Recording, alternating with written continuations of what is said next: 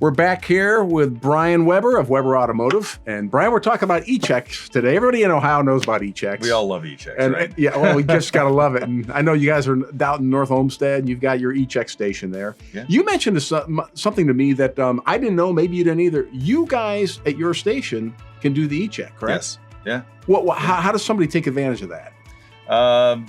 Well, call us for an appointment. Okay. It is by appointment. All right. And then you bring the car in. It doesn't cost a nickel. Okay. State doesn't pay us. We just provide that as a service to our customers. You sit in our comfortable waiting room, have a cup of coffee if you want. We pull the car in, do the e-check. And if it passes, you get a certificate that it's passed. And it's also in the state of Ohio database instantly that it's passed. That's pretty convenient. It's pretty good. Nothing's convenient if it doesn't pass. Maybe you guys can tell me what's wrong. You're at the right place. I got a question for you right now, because I think I've read on the internet, and you can believe everything on the internet. Of course. If my check engine light is on, I'm probably going to fail. Guaranteed. You will. What if I just unhook my battery and let it die and then hook it back in? That's the worst thing. Because the car has to run through a series of self-tests. Okay. And there's every car's got about 6 of them, maybe a little bit more. And it has to pass 5 of those 6 self-tests in order to pass the e-check.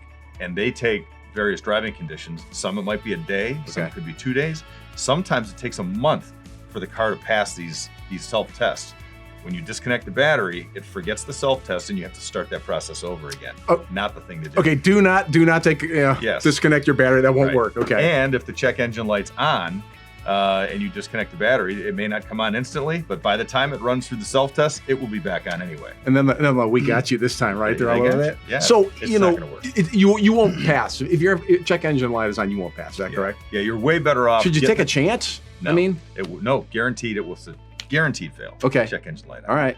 They won't even test it. They look in there, see the lights on, you're done.